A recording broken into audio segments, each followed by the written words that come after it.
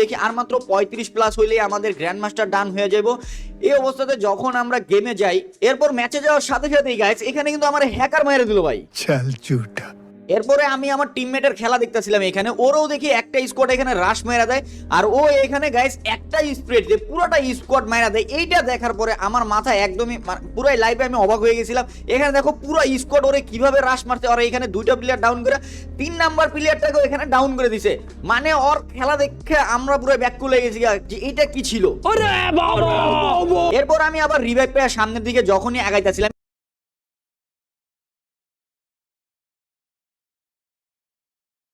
Oh man, I should have finished those deep fried chicken